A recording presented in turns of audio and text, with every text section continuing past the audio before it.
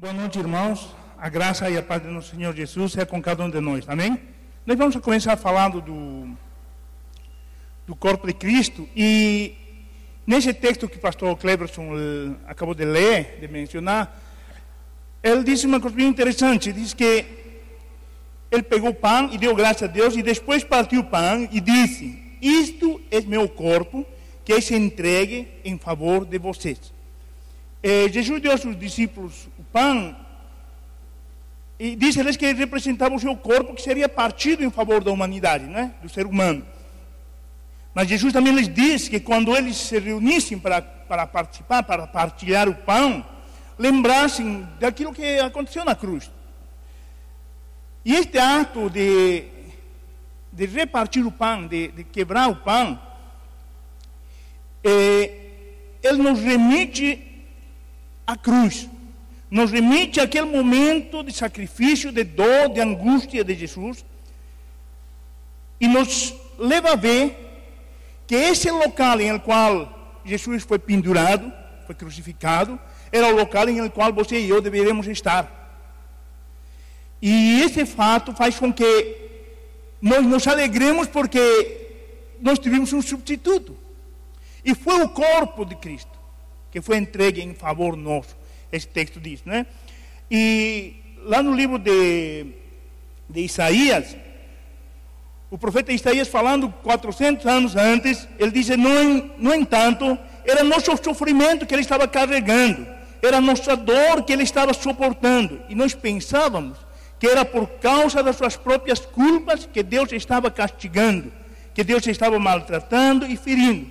Porém, ele estava sofrendo por causa de nossos pecados, estava sendo castigado por causa de nossas maldades.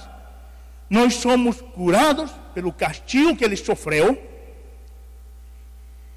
e somos sarados pelos ferimentos que ele recebeu.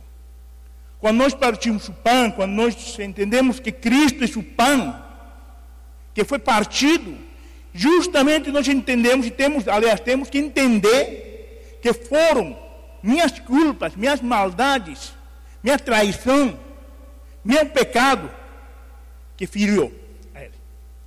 Foi as nossas maldades, os nossos pecados, nossas culpas que foram nele colocadas, não é? Há uma música que foi escrita acima deste texto e diz que Cristo levou sobre si as dores, não é? Ele levou sobre si as nossas transgressões. O castigo que nos trouxe a paz estava sobre ele. Ele fez isso. Seu corpo, que é o pão que foi partido, seu corpo que foi entregue, justamente nos livrou de todas essas maldades, de todas essas transgressões, de todas essas situações de conflito com o qual nós estávamos diante de Deus. E por isso hoje nós podemos estar perante de banquete, podemos celebrar a ceia do Senhor, não mais com aquela angústia de por minha culpa, não mais. Senão nós podemos nos alegrar, sabendo que o pão um dia foi partido, sabendo que um dia o corpo de Cristo foi entregue em favor de nós. E isso é o que Jesus disse na última Santa Ceia: gente, meu corpo está sendo entregue por vocês. E em Cristo todas as nossas necessidades têm sido satisfeitas. O pão é o alimento mais básico de toda a humanidade. Em todo lugar, de alguma forma, pão de mandioca, pão de alguma coisa, mas é pão, que é a comida mais básica do ser humano, não é? E é a comida que dá substância, que sustém a pessoa. E da mesma forma, Jesus estava fazendo um paralelo, estava trazendo um ensino, estava fazendo apenas uma ilustração do que era Jesus para a humanidade e para nós. Então, Cristo satisfaz todas as nossas necessidades. Nele, em Cristo, no corpo de Cristo, estão contidas todas as bênçãos espirituais, né? E eu rapidamente, assim, para não alongar nisso, eu quero falar só do pão. Eu quero mencionar alguns textos que vamos levar a entender um pouquinho mais melhor isso. Então, quais são essas bênçãos que nós recebemos no corpo, no pão? Sabe? João capítulo 6 traz algumas dicas interessantes, e eu selecionei alguns textos que nós podemos ver esta noite. Primeiro, o pão que desceu do céu dá vida ao mundo. O mundo estava longe de Deus, está longe de Deus. Porém, Deus, em sua misericórdia, diz que enviou o quê? Olha o texto. Porque o pão que Deus dá é aquela que desceu do céu e dá vida a quem? Ao mundo. Agora, todo mundo tem a vida de Deus? Não, não tem. Não é? Porém, só quem crer nele pode participar deste banquete. Só quem crer nele, quem aceitar a ele, pode ter a oportunidade de ter vida. E se você está aqui, e se você teve um encontro com Jesus, você tem vida. Quem não teve um encontro com Cristo, não tem a vida. Diz o mesmo João, escrevendo o primeiro capítulo, diz assim, e Jesus veio aos céus, mas os céus não aceitaram. Mas a todos aqueles que o aceitaram, ele lhes deu o poder, a autoridade de se tornarem filhos de Deus. Ele deu a vida ao mundo, ele é o pão. Deus deu pão ao mundo, trazendo vida. Segunda coisa, neste mesmo texto, João diz assim, porque Deus amou tanto o mundo que deu o seu único filho para que todo aquele que nele crê tenha vida eterna. Não há outro caminho para nós termos vida se não é através do pão, se não é através do corpo de Cristo. Segunda coisa, o pão de vida satisfaz a fome espiritual do ser humano. O pão de Jesus, o corpo de Jesus, é o único elemento que pode satisfazer a necessidade da fome espiritual do ser humano. Você pode ir ao budismo, você pode ir ao candomblé, você pode ir a qualquer lugar que quiser, você vai continuar sendo um fomento espiritual. Você nunca vai ser satisfeito. Olha só o que diz o texto. João capítulo 6, versos 34 a 35. Queremos que o Senhor nos dê sempre desse pão. O grupo de gente tinha sido abençoado, né? Tinham visto a multiplicação dos pães, 5.000 pessoas tinham comido. Jesus sumiu e o pessoal foi atrás de Jesus. E estão nessa conversa, e Jesus conversando com esse pessoal, e esse pessoal ouvindo tudo aquilo, diz assim, queremos que o Senhor nos dê desse pão. Pediram eles. Jesus respondeu, eu sou o pão da vida, quem vem a mim nunca mais terá fome, e quem crê em mim nunca mais terá sede. A grande questão é que nós, muitas vezes, em vez de ir àquele que é o verdadeiro alimento, o verdadeiro pão, nós vamos a buscar alimentos totalmente inúteis, que não resolvem nossa problemática. Jesus é o único que pode satisfazer nossa necessidade espiritual. Muitas vezes você e eu estamos sentados aqui dentro, achando que estamos satisfeitos, mas estamos famintos. Porque nós estamos apenas querendo angariar recursos para a nossa própria carnalidade, mas não para a nossa espiritualidade.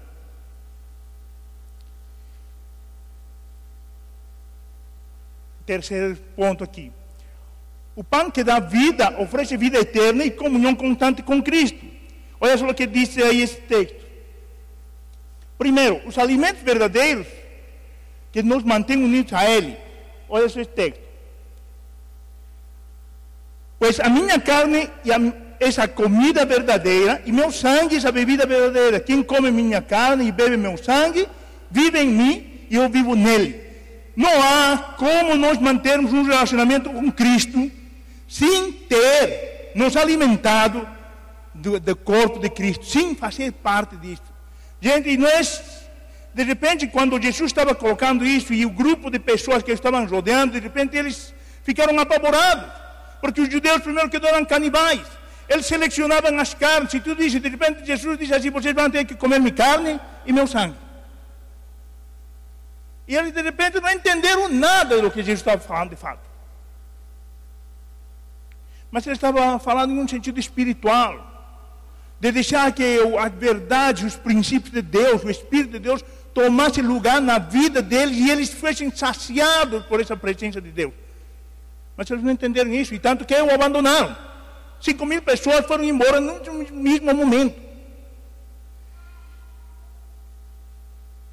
Segunda coisa que somos alimentados com a vida de Deus. Veja o que o texto diz aqui. O Pai que tem a vida foi quem me enviou, e por causa dele eu tenho vida. Assim também, quem se alimenta de mim terá vida por minha causa. Ele é nosso alimento. E Ele é quem nos providencia vida. E é só por Cristo, é só no nosso relacionamento com Cristo, é só nós alimentando-nos e entendendo o partir do pão, que nós poderemos ter vida. Vida de Deus, não é? Não vida qualquer, vida de Deus. Um outro ponto aqui. Quem comer, viverá eternamente. Olha só o que diz o texto. Este é o pão que desceu do céu.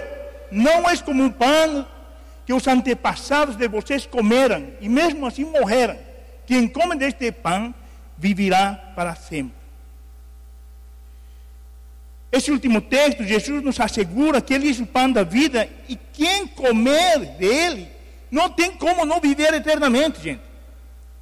Deus nos criou para viver uma vida eterna, não para morrer aqui, irmos para o inferno e sermos condenados. Não, Ele nos criou para que nós desfrutemos de Sua presença gloriosa, para que nós podamos desfrutar de seu amor, de seu carinho e nos alegrar com Ele, a começar aqui, na terra. Então você e eu, quando estamos perante esta mesa e quando nós partimos o pão, nós temos que entender que aquilo que foi feito na cruz, foi feito em favor de você, para que você e eu tenhamos uma vida eterna, possamos ser alimentados e ser satisfeitos em nossas necessidades espirituais, e não só isso, possamos ser instrumentos de Deus, para que seu nome seja glorificado onde nós estivermos. Então, comer o pão é entender aquilo que foi feito na cruz. Aquele derramamento daquele sangue, aquele corpo tudo machucado, foi em favor seu e em favor meu. As nossas culpas foram pregadas na cruz, no corpo de Jesus. Ele sofreu toda aquela condenação que você e eu deviam sofrer. E Ele disse assim: meu corpo está sendo entregue por vocês. Então, este momento de partir o pão, esse momento de reflexão e de gratidão a Deus. O próprio Jesus pegou o pão e disse: graças sejam dadas a Deus. E nós, muito mais ainda, devemos dar graças a Deus, porque aquele lugar nós não precisamos mais ir, porque Jesus foi em nosso lugar. O seu corpo foi entregue em favor de nós. O pão que desceu do céu veio para nos proporcionar vida, e vida em abundância. Amém, querido? Amém? Da mesma forma, o texto nos fala em 1 Coríntios que Ele pegou o cálice e deu graças.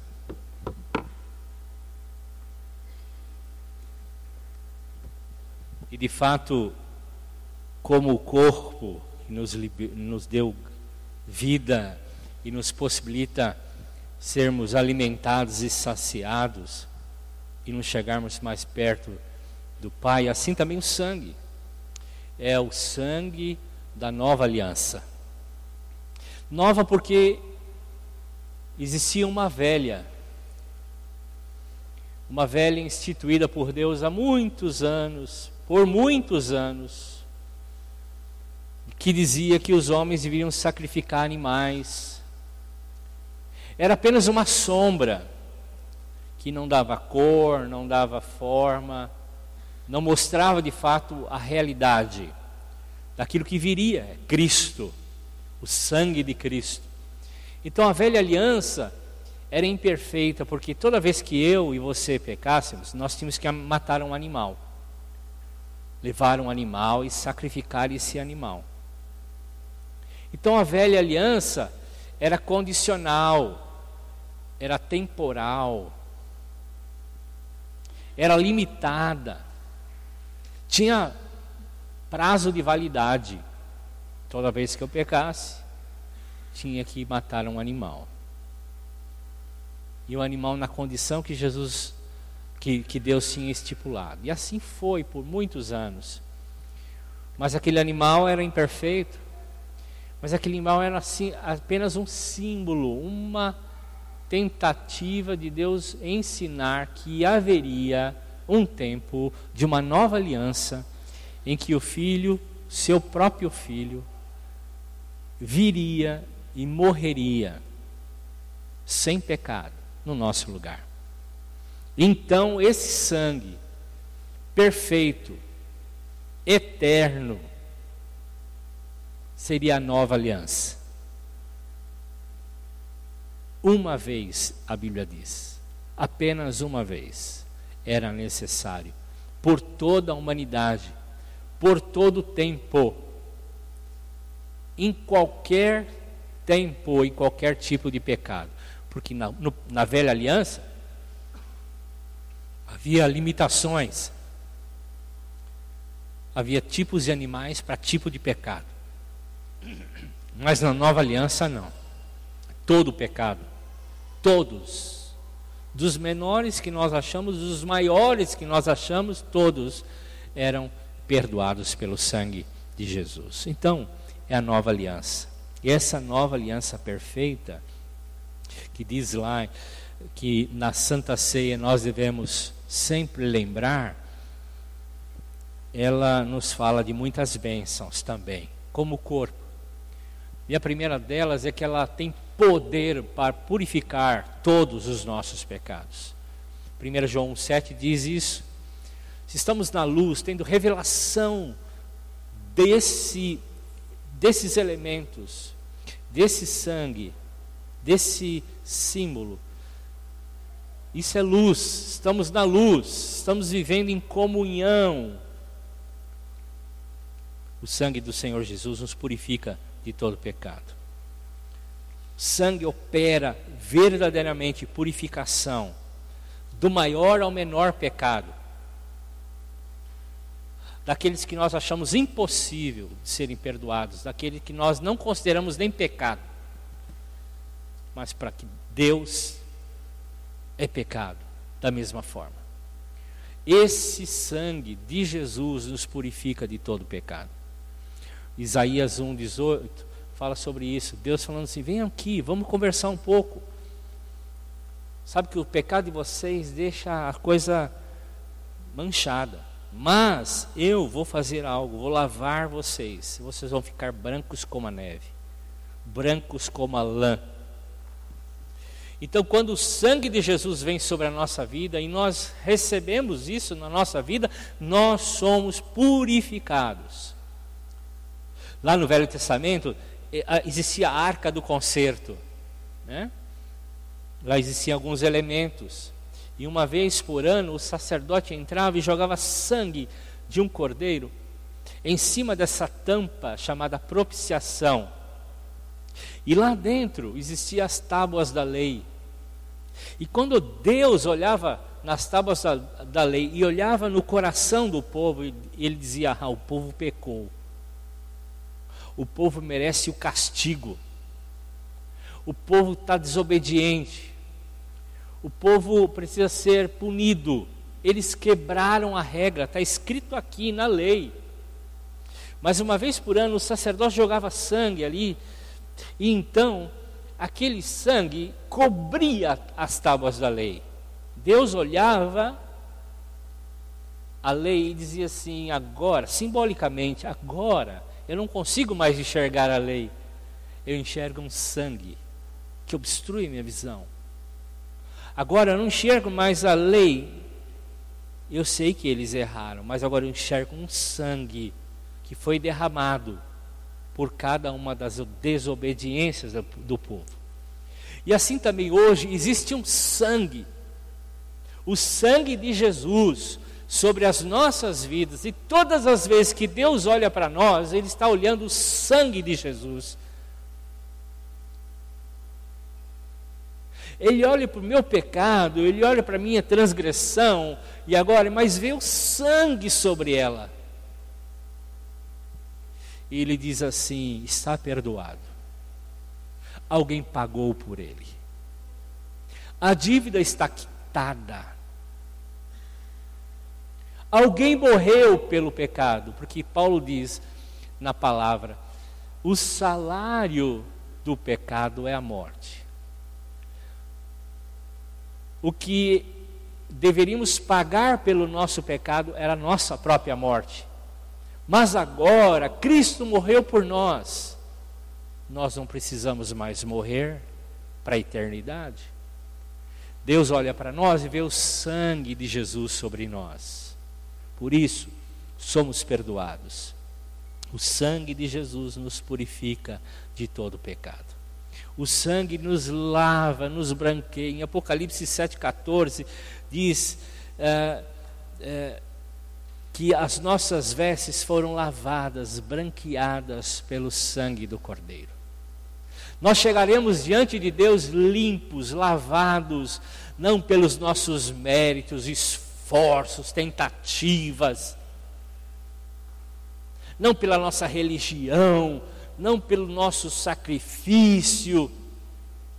Nós chegaremos brancos e limpos pelo sangue do Cordeiro. Que maravilha, irmãos. Que coisa maravilhosa. Porque você e eu sabemos que a gente não consegue nada. Mal conseguimos lavar parte da nossa sujeira. E às vezes escondemos debaixo do tapete. E Deus sabe. E Deus conhece todos os nossos pecados. E por isso, Paulo diz, olha, há uma nova aliança. Há uma nova aliança. Aliança feita pelo sangue do Cordeiro eterno, daquele que vive para sempre, daquele que não tinha pecado. E ele derramou o sangue dele por causa dos nossos pecados. Foi pago, está pago, a dívida foi paga, o sangue foi derramado.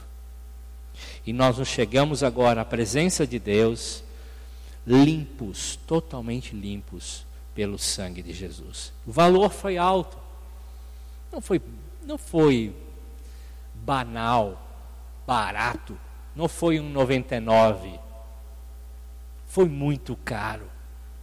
Foi o sangue do próprio Deus que se fez homem para derramar sangue, se fez homem para entender o que cada um de nós passamos, se fez homem para poder morrer, sofrer. E foi caro, muito caro, por todos nós. Então isso é graça, é a maravilhosa graça, é um valor tremendo. Ele nos promoveu libertação, Ele nos promoveu liberdade. Antes algemados ao pecado, aliançados a Satanás, conduzidos por Satanás. Nossa mente, nosso coração, nossas emoções, agora livres pelo sangue do Cordeiro. Sangue tem um valor poderoso, e o valor dele é suficiente para pagar todos os nossos pecados. O que eu cometi, o que eu cometo hoje e o que eu vou cometer amanhã. O sangue de Jesus me purifica de todo pecado. Nos garante comunhão com Deus. Nos garante comunhão com Deus. Diz o texto, em Hebreus capítulo 10, de que Ele abriu um novo e vivo caminho, pelo que o pastor Jimmy disse, pelo seu corpo e pelo seu sangue, e agora eu tenho livre acesso à presença de Deus, do Deus Pai.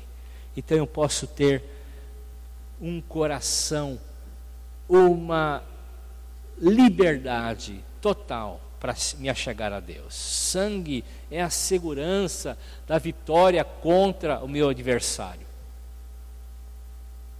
Um outro benefício é esse: eu tenho poder sobre o meu adversário, por causa do sangue. Apocalipse capítulo 12, verso 11 fala isso. Nossos irmãos derrotaram a Satanás, ao adversário, pelo sangue do Cordeiro. Pelo sangue do Cordeiro.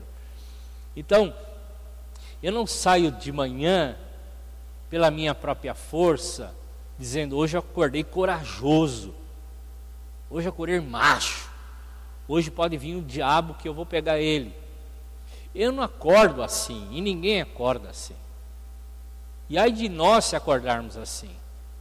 Mas eu acordo todas as manhãs e deito todas as noites pensando no seguinte: eu estou em pé e ficarei em pé por causa do sangue do Cordeiro. Eu vou ter vitória contra os meus inimigos, a Satanás e sua legião.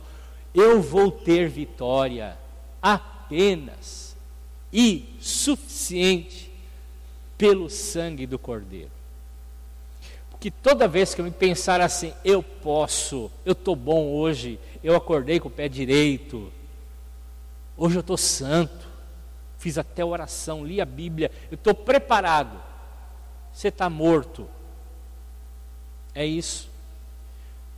Porque nós temos que ir pelo sangue do Cordeiro. Somente pelo sangue do Cordeiro. É suficiente. E é a forma correta. Então, queridos, lembremos disso. 1 de Pedro 5,8 diz que o diabo anda ao nosso derredor. E ele vem como inimigo para nos tragar. Então eu não estou preparado e nem você está preparado e nós não estaremos nunca preparados, mas no sangue do Cordeiro nós vencemos todo o mal. Amém, queridos?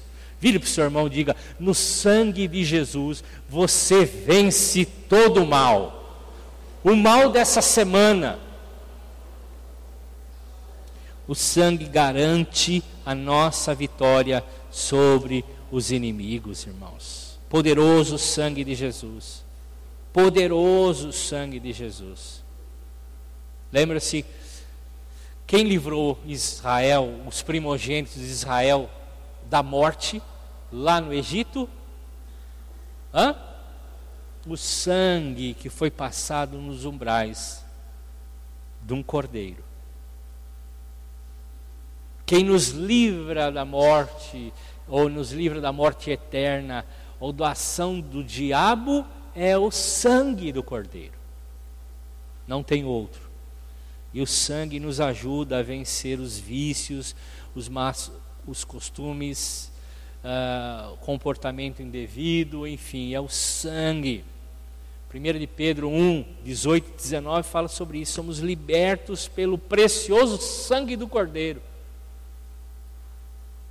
Nos libertou de uma vida inútil que nós herdamos no passado, dos nossos antepassados. Pedro disse que a nossa vida antes de Cristo é inútil. E Paulo diz que serviu de esterco. Porque quando nós descobrimos Cristo, nós descobrimos o sangue e o corpo, nós descobrimos a verdadeira razão da vida. E começamos a viver. Por isso, se você não entregou a tua vida a Jesus, entregue. É a melhor e maior coisa, é um divisor de águas da sua vida. Sua vida vai mudar completamente. E nós que já entregamos, todas as vezes que estivermos juntos, vamos nos lembrar do sangue e do vinho e do pão. Sangue de Jesus, o corpo de Cristo. Nós somos escolhidos, para terminar, escolhidos de acordo com o propósito de Deus, escolhidos pelo Espírito, para que a gente viva no Espírito. E isso foi feito por causa do sangue do Cordeiro. O sangue do Cordeiro nos propicia ter uma vida abundante hoje. O sacrifício, o corpo e o vinho, o corpo e o sangue nos propicia uma vida abençoada, uma vida abundante, uma vida no Espírito, uma vida guiada pelo Espírito Santo, uma vida de vitória no Espírito Santo, uma vida plena no Espírito Santo, como o pastor Jimmy disse. Pois bem, amados, vamos comer, vamos beber nessa noite e vamos nos lembrar disso. Que maravilha, Cristo morreu por nós. Que maravilha comer desse símbolo, desse pão, que é um pão espiritual. Que maravilha, que privilégio beber desse vinho, desse suco de uva, que é um símbolo poderoso do sangue de Jesus. Que privilégio nós temos de fazer isso junto com os irmãos. porque através disso nós recebemos multidões, milhares de bênçãos do Senhor. Amém, queridos? Feche seus olhos, vamos orar ao Senhor. Vamos agradecer a Deus pelo privilégio. Abra sua boca e agradeça a Deus. Senhor, muito obrigado pelo privilégio de comer, de beber desse vinho, desse pão que é símbolo do teu filho. Obrigado, Senhor. Muito obrigado. Que maravilha, Senhor. Não tem palavras para descrever como isso é precioso. Relembrar o que foi feito. E o que ainda hoje na minha vida proporciona essa obra perfeita de Jesus na cruz do Calvário. Muito obrigado, Senhor. Te adoramos em Cristo Jesus. Amém.